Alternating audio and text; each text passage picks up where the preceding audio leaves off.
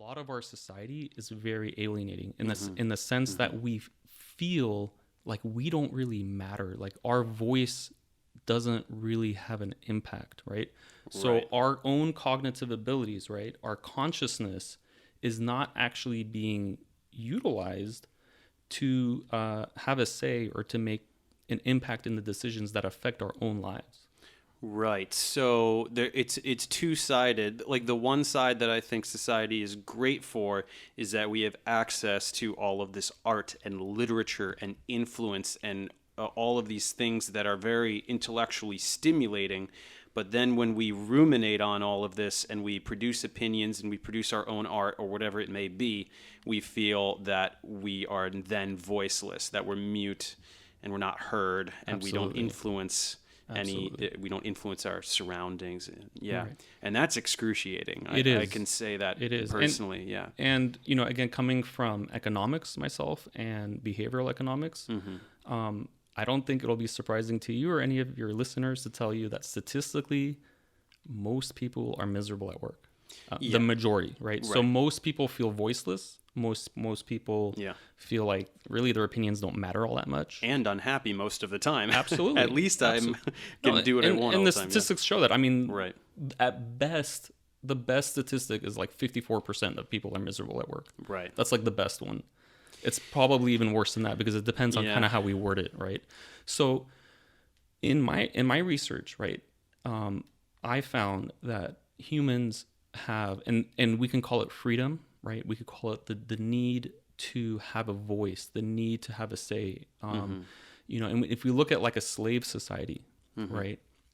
No matter how well oiled a slave society is, no matter how great the socialization is, there will always be an incompatibility between the role of a slave and the innate need for freedom, to have some self-determination, to have some control over the decisions that affect our lives, right? So to me, one of the big, findings is that we should have societal institutions that value people's voices, right? That values people's opinions, that actually give people a say in the decisions that affect their lives. I like to say people should have a fair say in the decisions that affect their lives. And if we kind of break that down and look at it maybe like mathematically, right? What that really means is that we should have a say proportional to the degree we're affected by a decision, right? So like if a decision only affects me, let's say I want to paint my bedroom purple, right? It doesn't affect anybody else. Nobody should have any right to tell me. No one should have any say but you. Absolutely, because That's it doesn't affect anybody else. Right. But as soon as I want to do something, right? Let's say you and I are neighbors, and I want to do something in my backyard that's now gonna like trash your backyard. Well, now you should have a right to have a say in that, right? Right. Because now I'm affecting you and your family. Yeah. Right. So it just really extrapolates from that. So like if a decision only affects me, I should have a say. If it only affects my family, then it should be a decision that my family can make. If it's a decision that affects my neighborhood, it should be a decision that the neighborhood makes, Right. or city or whatever. On a basic moralistic level, I don't think you'd find too many people that would disagree with that. The trouble is that when you get to a society as large as, say, the United States, and you have legislature, and you have people voting, or you have people electing others into office, the issue becomes education and knowledge. And there are so many things that we have legislature surrounding that the public is beyond clueless about. Right. But the problem is, there's multiple problems, right? So one problem with education is that our education is designed for approximately 80% of the population to really not have a voice and to not think critically. Right. So expand on that a little bit, Sure. because it's not that I disagree, but I'd like to get into the So, specifics. for example, and this is a historical example. So after the 60s and the turmoil of the 60s, right, a lot of sort of the policymakers tried to make sense of what was happening to society.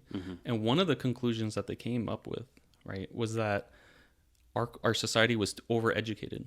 That too many people were becoming educated and there's not enough jobs for people who like are able to utilize that education. You need some drones. You need some drones to do like the mindless menial labor, right? So we have an educational system that to some extent, right? And of course, there's great teachers and there's people who fight against this, right?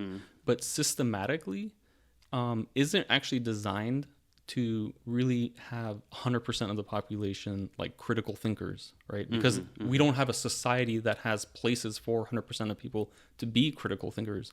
And if we did have that society, well, then likely it'll be like the 60s where there's going to be all these people, there's so much social discontent because what they're expecting, right? They're now expecting to like have a voice or to have a say in things, but there's just no room for them, right? Honestly, though, I think you might be putting it a little too politely. I don't know necessarily that it's like, oh, society's going to be better if we have some drones. I think it's, oh no, all these people are doing acid and waking up, and we need to stop it. And that may be a little conspiratorial, but Right. I don't know. That's the way I see. I mean, I think the '60s was really a pivotal moment in American history where we had an opportunity to break free from what capitalism was going to Right. become, and it just clenched its fists really tightly and held us down and did what Absolutely. it wanted to do. Because I think a lot, and obviously we're going to probably get into this, but I think consumerism and the nuclear family and this kind of a thing just being designed to maximize the profits of a society. I almost think that what happened is that people started breaking free from the influence of capitalism and consumerism.